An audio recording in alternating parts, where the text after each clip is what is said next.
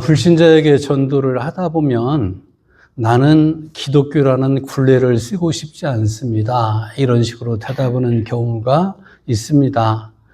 신앙이라는 것, 종교라는 것은 인생의 굴레다. 이렇게 해석을 하는 거죠. 거기야 종교는 아편이라고 말하는 사람도 있으니까 그 정도면 좀 양호하다 말할 수도 있겠습니다. 그런데 심지어는 교회를 다니는 사람 중에서도 나는 교회를 다니지만 교회에 깊게 인볼브되고 싶지 않다 이렇게 말하는 사람이 있습니다. 왜냐하면 나는 교회에 깊게 발을 디뎠다가 괜히 굴레를 쓰고 싶지 않다 이렇게 생각을 하기 때문이죠. 그래서 그런지 현대인들은 교회를 설령 가더라도 기존 교인들도 이동할 때도 그렇고 불신자가 교회를 갈 때도 그렇고 다 대형교회를 선호를 합니다. 대형교회의 장점이 많이 있기 때문이기도 하지만 그 어떤 심리적 기저에는 나는 구속받고 싶지 않고 눈에 띄고 싶지 않고 적당히 예배에 참석했다가 종교적 유한을 받고 이렇게 살고 싶다. 이런 어떤 심적 기저가 그렇게 나타나는 것은 아닌가 이런 생각을 합니다. 이런 인식을 심어놓은 것이 교회고 그중에서도 목회자의 책임이 큽니다. 왜냐하면 불신자가 교회에 발을 들여놨을 때 복음을 전해주고 예수님을 영접하는 일을 먼저 도와두지 못하고 어떤 말 잘 듣는 종교인, 율법에 길들여진 사람, 그런 사람을 만들어 놨기 때문이죠. 그런데 이제 우리가 잘 아는 말씀을 보면 예수님은 요한복음 8장 32절에서 진리를 알지니 진리가 너희를 자유케 하리라 그랬습니다. 또 예수님은 내가 곧 길이요 진리요 생명이니 이렇게 또 말씀을 하셨죠. 그런가 하면 바울 사도도 고린도전서 3장 17절에서 그렇게 말하죠. 읽어볼까요? 시작. 주는 영이시니 주의 영이 계신 곳에는 자유함이 있느니라. 아멘. 분명히 진리 가운데 들어오고 성령님을 만나면 그 사람은 분명히 자유하게 된다. 예수님도 말씀하고 바울 사도도 말씀을 하고 있습니다. 그런 의미에서 저와 여러분은 세련된 기독교인이 아니라 예수님을 영접하고 진리의 영이신 성령이 주시는 그 자유를 누리고 사는 사람이 되기를 예수님의 이름으로 축복합니다. 우리가 지난 시간에는 예수님을 믿는 사람에게는 율법의 유통기한이 지났다. 그리고 새로운 신분이 주어졌기 때문에 이제는 우리는 자유인으로서 그 신분에 걸맞는 삶을 살아야 된다. 이런 이야기를 나눴습니다. 오늘은 그 말씀을 이어받아서 그렇게 우리를 자유케 한 분, 우리에게 새로운 신분을 준 분은 예수 그리스도다. 이런 말로 시작을 하고 있습니다. 그렇습니다. 갈라디아 교회가 유대인으로서 또는 이방인으로서 그들이 자유를 얻는데 그들이 한 것은 아무것도 없습니다. 단지 그들은 예수님을 믿었을 뿐입니다. 그러나 갈라디아 교인들이 그 자유를 누리고 예수님의 자녀라는 하나님의 자녀라는 신분을 얻게 하기 위해서 죄 없는 예수님은 이 땅에 오셔서 채찍에 맞으시고 고난을 겪으시고 침뱉음을 당하시고 끝내는 십자가를 지셨습니다. 갈라디아 교인들이 당해야 될 그 고난과 침뱉음과 십자가를 저와 여러분이 겪어야 될 고난과 침뱉음과 십자가를 예수님이 대신 지신 것입니다. 그런데 그런 하나님의 은혜로 예수님의 은혜로 자유를 얻은 갈라디아 교인들이 어쩌면 우리들이 율법주의로 돌아간다는 것이 말이 되냐는 말입니다. 그러므로 바울은 안타까운 마음으로 1절에서 굳세게 서서 다시는 종의 멍에를 매지 말라 이렇게 말씀하고 있습니다. 그런데 여러분 이렇게 종의 멍에를 매고 율법적으로 돌아가는 이런 현상들이 어찌 갈라디아 교회만의 문제이겠습니까? 어쩌면 저와 여러분을 포함한 현대교회의 공통적인 문제가 아닐까 이런 진단을 해봅니다. 실제로 율법주의로 회개하라는 경향들이 얼마나 많은지 모릅니다. 너무너무 안타까운 것은 신앙생활을 열심히 한다는 사람들일수록 오히려 율법주의로 회개해서 뭔가 당위성, 의무감 때문에 짓눌려 사는 사람들이 얼마나 많은지 모릅니다. 제가 고등학교 때 신앙생활을, 교회생활을 열심히 했는데요. 고등학교 때 같은 교회를 다녔던 친구들 7명이 지금도 이제 다 한국에 있지만, 저희 교회는 한국에 있지만, 온라인을 통해서, 다통방을 통해서 이렇게 교제를 하고 연락을 하고 있습니다. 그리고 제가 이제 한국에 나가면 꼭 모여서, 만나서 식사도 하고 교제도 나누고 회포를 푸는 이런 시간을 갖습니다. 그 친구들은 각 교회에서 지금 장로, 권사, 집사로 얼마나 펄펄 날고 이런지 모릅니다. 정말 신앙생활을 열심히 합니다. 그래서 제가 마음속에서는 그 중에 한두 명만 우리 교회에 좀 올 수만 있다면 우리 교회 분위기가 확 바뀔 텐데, 이런 생각이 들 만큼 열정적으로 신앙생활을 잘 하고 있습니다. 그런데 저는 그런 친구들을 만나면 제가 목사라는 티를 거의 내지 않습니다. 그래서 제가 단톡방에서 모이자고 그럴 때 미리 이번 이제 모이면 이때는 뭐 목사라 이런 말 붙이지 말고 그냥 이름을 부르기로 하자. 뭐 목사라는 말을 붙이는 사람 벌금 되는 걸로 하자. 그런데 딱 나타나면 그냥 목사라고 부르더라고요. 제가 벌금을 다 거둘 수는 없는데 어쨌든 그 친구들이 모여서 제가 이제 목사 티를 안 내려고 일절 신앙적인 얘기를 안 내놓음에도 불구하고 그 친구들이 알아서 교회 얘기, 성경 얘기, 교회 얘기를 그냥 주저리 이렇게 늘어놓기 시작을 합니다. 그런데 제가 그 친구들의 이야기를 듣다가 그 중에 한두 명이 이 친구는 참 율법적인 신앙을 가지고 있구나, 이런 느낌이 들어서 그들의 얘기 가운데 제가 약간의 선생 노릇을, 목사 노릇을 안 할 수가 없었습니다. 그래서 제가 친구들에게 복음과 율법이라는 게 있잖아. 이건 있고 저건 저런 거야. 그러니까 우리가 같은 일을 하더라도 복음에 사로잡혀서 할 수도 있고 율법에 사로잡혀서 할 수도 있다. 똑같은 일이지만 이런 마음으로 한다면 율법에 사로잡힌 것이고, 똑같은 일을 하지만 이런 마음으로 한다면 이것은 복음에 사로잡혀서 그 일을 하는 거다. 이런 얘기를 간단하게 설명을 해줬습니다. 친구들이 좀 명쾌했다고, 시원했다고, 좋다고 뭐 이런 얘기를 하고 해준 적이 있습니다. 이렇게 복음이 아니라 율법에 길든 사람이 많은 것은 앞에서 말씀을 드렸지만 일단 목사들의 책임이, 잘못이 가장 크다고 생각을 합니다. 성도님들이 하나님의 사랑, 십자가의 은혜에 사로잡혀 신앙생활을 하게 이끌어야 되는데 어떻게 보면 교회 생활은 이렇게 하는 거야 저렇게 하는 거야 자꾸 율법을 심어놓음으로 말미암아 종교인을 만들어 놓은 거죠. 예를 들어 볼까요, 여러분? 우리가 11조를 한다, 주일 성수를 한다, 너무나 익숙한 용어들이 아닙니까? 근데 왜 우리가 11조를 왜 하는 겁니까? 하나님의 하나님 되심, 하나님의 주인 되심을 인정하는 마음으로 하는 것이고, 교회의 이 땅에서의 사명이 또 예배와 선교와 봉사와 구제와 신교와 이런 것들이 있으니까 그런 필요를 위해서 하는 것이라고 아예 리얼하게 가르쳐야 되는 것 아닙니까? 이런 말을 가르치기 이전에 11조를 하면 말라기서를 봐라, 30배, 60배, 100배의 복을 받는다, 이렇게 먼저 심어놓으니까 복받기 위해서 마치 복권을 사는 마음으로 조금 심어놓고 많이 받아야지, 이런 식으로 기복신앙을 만들어 놔버리니까 11조를 하더라도 똑같이 남이 올 때는 똑같은 11조인데 전혀 율법의 11조와 복음의 11조가 다른 결과를 가져오는 것입니다. 그러므로 저와 여러분들은 지금이라도 율법에 길든 사람이 아니라, 율법주의에 길든 사람이 아니라 주님의 은혜로 죄와 율법으로부터 자유를 누리는 삶이 되기를 예수님의 이름으로 축복합니다. 그리고 모든 활동이 봉사를 하든 뭐든 의무감에서가 아니라 내가 자유를 누린다, 복음으로 말미암아 죄로부터 율법으로 자유를 누린다, 나는 그리스도인으로서 내가 신앙생활을 한다는 것이, 내가 어떤 우리 새순교회에 속했다는 것이 이렇게 기쁘고 좋은 일이다, 이렇게 특권을 누리는 마음으로 섬길 수 있기를 바랍니다.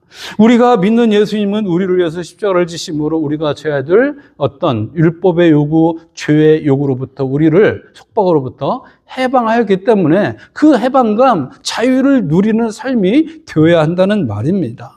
그런데 여러분, 성경 66권 중에서 갈라디아서처럼 한 가지 주제로 시중일관하는 성경은 없습니다. 어디를 봐도 이런저런 주제들이 섞여 있고 나갑니다. 그런데 갈라디아서는 율법으로부터 자유라는 이 주제를 시중일관 끌고 나가고 있습니다. 그만큼 갈라디아 교회와 지금 우리가 율법으로부터 죄의 억압으로부터 해방이라는 것이, 자유라는 것이 얼마나 중요한지 모릅니다. 그러므로 2절을 보면 무슨 말로 시작합니까? 보라 이렇게 말합니다. Behold 이렇게 말하는데 이 말은 주의를 집중시킬 때 바울이 자주 쓰는 말이에요. 보라, 집중 이런 말이죠. 그렇게 하는 다음에 요점적으로 그가 전하는 메시지가 뭐냐면 만일 구원을 받기 위해서 할례를 받으면 그리스도는 너희에게 아무 유익이 없고 율법 전체를 지켜야 하는 의무가 있고 그리스도에서 끊어지고 은혜에서 떨어진다. 이 얘기를 하는 거예요.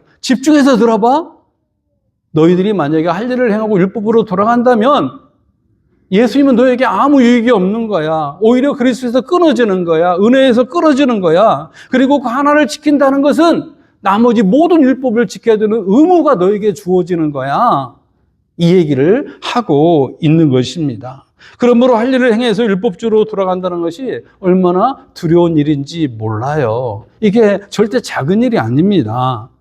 구원의 조건으로 할례를 주장하는 것은 예수님의 십자가의 은혜를 거부하는 것이기 때문에 그런 것입니다. 그러므로 사랑하는 성도 여러분, 여러분들 꼭 이것을 기억하십시오. 무엇이냐? 우리는 율법을 지키거나 대대에 노려오는 어떤 전통을 지키거나 그래서 절대 의롭게 되지 못하고 구원받지 못한다는 거예요. 오직 예수님의 믿음으로만, 하나님의 은혜로만 구원받고 의롭게 됨을 믿으시기 바랍니다. 우리가 이것을 꼭 기억해야 돼요. 꼭 기억해야 돼요. 이렇게 갈라디아 교회를 향하여 강한 메시지를 전하는 바울이지만 그것은 어디까지나 교회를 향한 사랑이지 저주를 퍼부은 것이 아닙니다. 그러므로 5절을 보면 바울은 우리라는 표현을 쓰고 있죠. 바울 자신과 갈라디아 교회의 어떤 일치성, 동일성을 강조하고 있으면서 그러면서 너와 나에게는 이런 것이 있어. 뭔가를 강조합니다. 그런데 원어 성경에서는 이 5절 앞에 왜냐면이라는 이유 접속사가 있어요. 그러니까 할례나 율법을 지킴으로 의롭게 되려고 하면 그리스도에게서 끊어지고 은혜에서 떨어지는 이유가 뭐냐면 이런 말이죠. 성령을 힘입어 믿음으로 의롭게 되는 소망이 있기 때문이다. 우리가 성령의 은혜로 말미암아 믿음으로 의롭게 되는 그 소망이 있는 사람이기 때문에 절대 할례 율법주의로 돌아가면 안 된다. 이 얘기를 하고 있습니다. 그런데 왜 너희들은 물론 그들 중에 일부지만은 왜 율법주의로 돌아가려고 하느냐? 왜 할례를 행하려고 그러느냐? 할례를 행한 다음에 너희들은 모든 율법을 문자적으로 다 지켜야 되는 거야. 그것만 지켜서 되는 게 아니고 그런데 너희들 율법을 다 지킬 수 있어? 없잖아. 그래서 율법을 지켜서는 구원받지 못하는 거야. 예수님을 믿음으로 하나님의 은혜로 구원받는 거야. 이 말씀을 하고 있는 것입니다. 그리고 6절에서는 그리스도 예수 안에서는 할례나 무할례가 효력이 없되 사랑으로서 역사하는 믿음뿐이다. 이렇게 말합니다. 할례나 율법을 행해서는 의롭게 할 수 없고 이 말을 계속하고 있죠. 오직 믿음으로만 의롭게 되고 천국의 소망을 가질 수 있다는 말입니다. 당연한 말씀 아닙니까? 그런데 믿음으로만 말하지 않고 사랑으로 역사하는 믿음이라고 말했습니다. 이렇게 말하는 이유가 있습니다. 갈라디아 교인들이 율법주의의 영향으로 갈등하고 분열하고 있는 거예요. 어떤 사람들은 율법을 지켜야 된다 그러고 아니다 어떤 사람은 믿음으로 구원받는다 그러니까 그들 가운데 어떤 긴장이 만들어지잖아요. 그러니까 냉랭하게 식어져 버리는 거예요. 그들을 향해서 우리가 믿음으로 그렇게 되고 믿음으로 구원받는 것은 사랑이 없는 냉소주의자가 되는 게 아니야. 믿음으로 구원받는 사람도 따뜻한 사랑이 있어야 돼. 이 얘기를 지금 하고 있다는 말입니다. 어떤 이유든지 교회가 분열을 겪거나 갈등이 있을 때 적어도 바른 믿음을 가진 사람이라면 그 어떤 분열과 아픔을 봉합시키는 역할을 해야 되는 거야. 서로 잘났다고 의롭다고 하고 정죄하고 틀렸다고 말하고 이러면 안 되는 거야. 이 얘기를 하고 있는 것입니다. 당연한 말씀 아닙니까? 세상에서도 이런 속담이 있잖아요. 싸움은 말리고 무엇은 붙이라? 흥정은 붙이라. 흥정은 붙여라. 예. 싸움은 말려야 되는 거예요. 그런데 예수를 믿는다고 자기 교회 다닌다고 그런 사람이 싸움은 붙이고 흥정은 말리면 어떻게 되겠습니까? 그런 사람이 다 예수 믿으니까 천국 간다고 말하면 너무나 그 용어들이 좀 사치스럽지 않아요? 적어도 믿음을 가진 사람이라면 사랑의 옷을 입어야 된다는 거죠. 말에도 사랑이 묻어야 되고 삶에도 사랑이 묻어야 되고 싸움은 붙이고 그래서 이 사람 저 사람 오가면서 이간질하고 너 저 사람이 그렇다더라 너 미워한다더라 싫어한다더라 이러고 다니고 누가 다투면 은근히 옆에서 부채질하고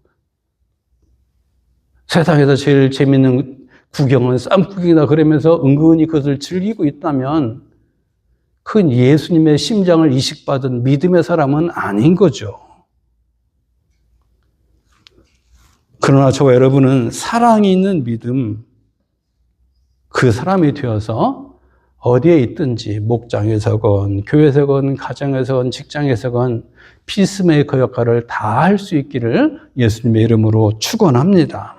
바울은 이제 좀 더 톤다운해서 이렇게 말하고 있습니다. 7절을 다 같이 읽어보겠습니다. 시작. 너희가 다름질을 잘하더니 누가 너희를 막아 진리를 순종치 않게 하더냐.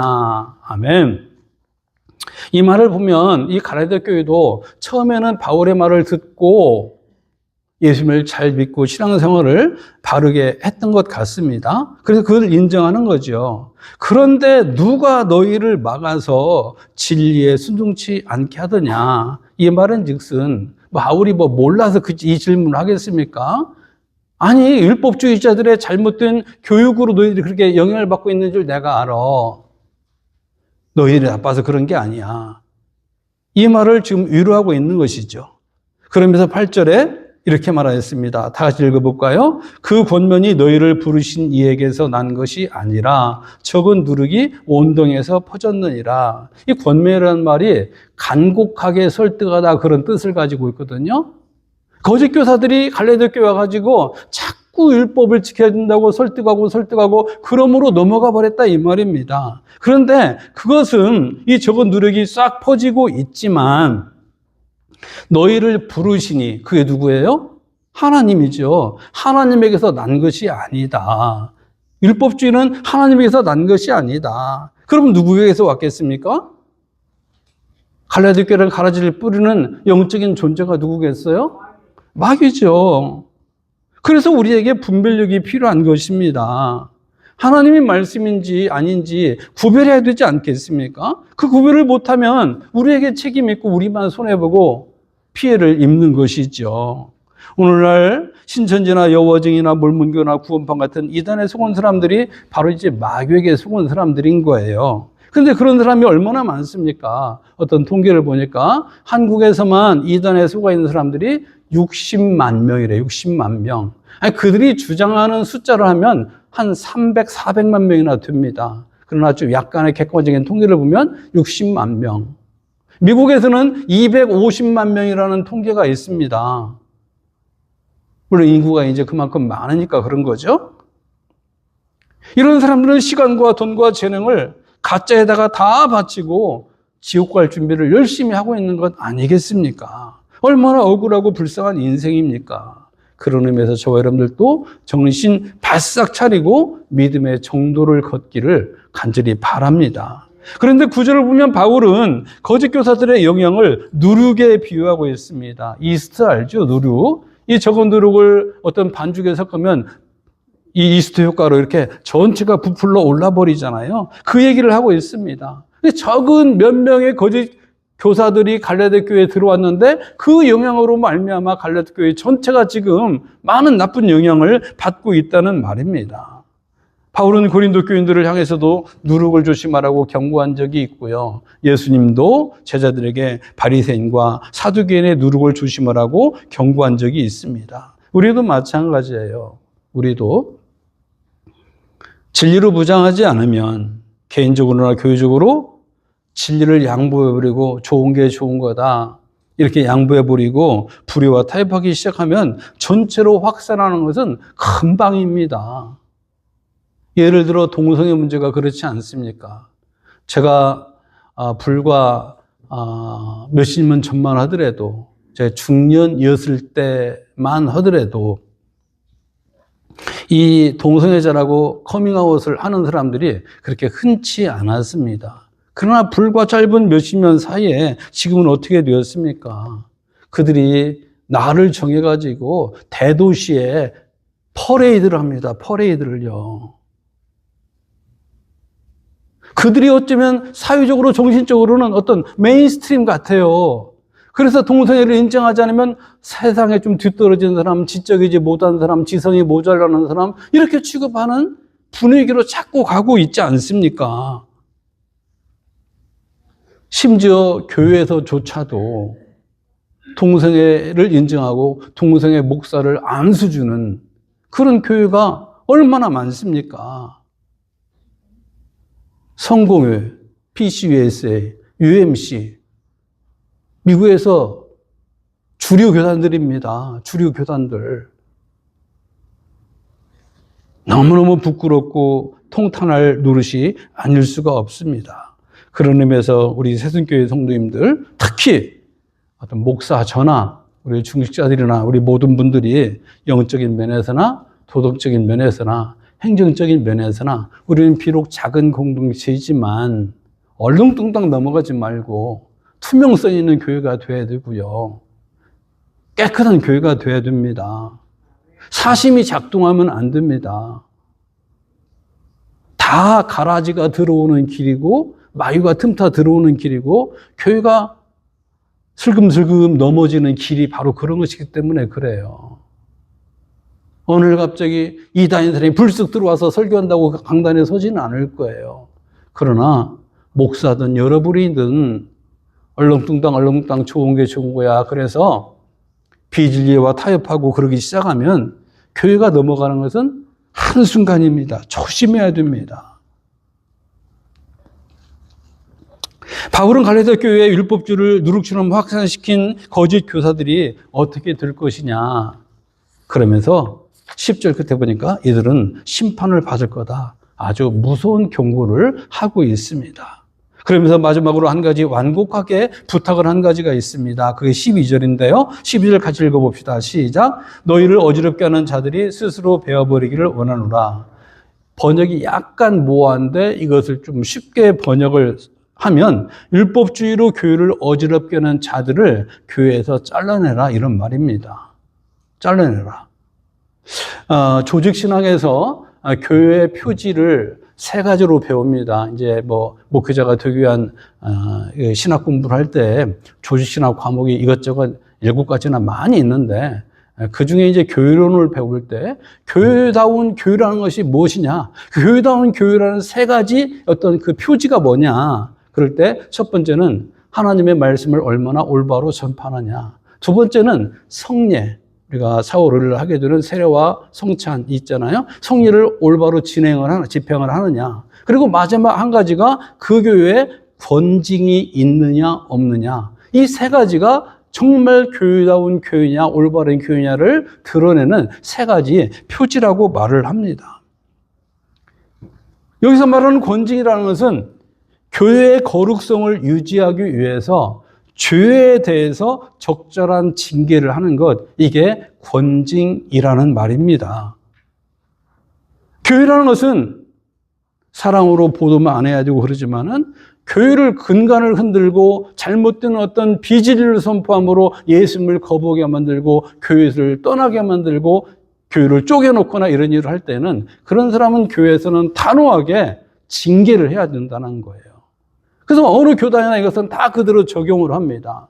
참고로 우리는 PCA 교단에 속해 있으니까 PCA 교단의 헌법에 있는 징계의 종류를 소개해드리면 4가지입니다. 첫 번째는 권면 또는 견책입니다. 그러지 마세요. 그러면 안 됩니다. 주의를 주는 거예요. 두 번째는 정직이에요. 정직. 당신은 이 권면을 듣지 않았으니까 그 직분을 내려놓으십시오. 집사직, 장로직, 목사직, 뭐라도 세 번째는 면직이에요. 아예 자격을 잃어버리는 거예요. 아예 이제 더 이상. 정직은 몇 개월 동안 아니면 1년 이런 식으로 기간을 두지만 면직은 앞으로는 더 이상 당신은 집사가 아닙니다. 목사가 아닙니다. 이 징계를 받는 거예요. 네 번째는 제명 또는 출교입니다. 당신은 더 이상 우리 교회에 오지 마십시오. 우리 교인이 아닙니다. 쫓아내는 거죠. 이런 정도의 네 가지 징계의 종류가 있다는 것을 우리가 참고로 알면 좋겠습니다. 그런데 현대교회를 걱정하는 모든 목회자 세미나를 가면 꼭 한 가지가 있습니다. 왜 교회를 서로 근심하면서 왜 이렇게 교회가 오늘 현대교회가 힘이 없어지고 이렇게 돼버렸냐. 그럴 때 누구나 다 한 가지 말하는 것은 교회가 권징을 잃어버렸다는 거예요. 세 가지 표지인데 그 중에 한 가지 3분의 1, 33%가 없어져 버렸는데 그로 말미암아 교회가 너무나 세상의 밥이 되어버렸고 마귀의 놀이터가 되어버렸다. 이 근심 걱정을 다 인정하고 있습니다. 우리 교회는 징계하는 일이 없어야 되겠죠. 그러나 징계가 있다고 해서 교회가 잘못되거나 목사가 잘못되거나 그런 것이 아닙니다. 왜냐하면 징계는 교회를 정결하게 만들려는 최후의 수단이기 때문에 그래요. 그래서 그것은 혼자 누가 하는 것이 아니고 일단은 자체 교회 문제라면 당회에서 결정하기도 하고 작은 일이라면 큰 문제는 노예로 가기도 하고 목사 문제는 당연히 노예로 가서 이제 회의를 통해 가지고 합니다. 우리가 이런 것을 기억하면 교회를 좀 더 정결하게 만드는데 중요한 거죠. 저도 여러분들에게 그러지 마시라고 그러면 안 된다고 신방할 때도 만났을 때도 권면을 하잖아요. 이런 것이 한 가지 단계인 거예요. 그런지 안 들으면 넥스트 스텝으로 올라가는 것이죠. 여러분 오늘 설교 제목이 무엇입니까? 다시는 종의 멍에를 맺지 말라입니다. 그러나 오늘 말씀은 오늘 본문뿐만이 아니라 갈라디아서 전체 주제예요. 사실 그만큼 중요하다는 것이죠. 갈라디아서를 쓴 목적이 너희들 율법주로 돌아가지 말고 율법주로 돌아가서 종의 멍에를 매지 마라. 절대 그러지 말아라. 이 얘기를 하려고 쓴 거라는 말입니다. 그런데 세상에 완전한 교회, 완전한 성도가 어디 있겠어요? 완전한 목사가 어디 있겠어요? 그러므로 갈라디아 교회를 비롯해서 우리 새순교회도 온전치 않기에 나도 모르는 사이에 율법주의 함정에 빠질 수가 있습니다. 그래서 이런 설교를 하는 거예요. 따라서 율법주의에 빠지지 않기 위해서 우리가 진리의 복음으로 무장을 해야 되고 내가 지금 율법에 빠져서 이렇게 알고 있느냐 복음에 사로잡혀서 이렇게 살고 있느냐 체크를 해야 되는 것이죠. 복음을 깨닫고 무장하기 위해서 여러분들은 거룩한 욕심을 내시기 바랍니다. 문턱이 닳도록 교회당만 들랑거리는 게 믿음 생활하는 게 아니고요. 말씀에 대해서 귀를 열어야 되죠. 마음을 열어야 되죠. 그래서 우리가 설교를 듣자, 성경을 읽자, 큐티를 하자 늘 강조한 것 아니겠습니까? 절대 오래 다닌 것을 계급으로 여기지 마시고요. 내가 진리의 말씀으로 자꾸 무정하고 조금 더 하나님께 가까이 가고 있느냐 이것을 늘 체크해 볼 수 있기를 바랍니다. 그러므로 억지로 율법의 종에 매지는 않지만 그러나 복음을 깨달았기에 십자가를 지고도 찬송할 수 있는 그런 담대한 믿음의 사람이 되기를 예수님의 이름으로 축원합니다.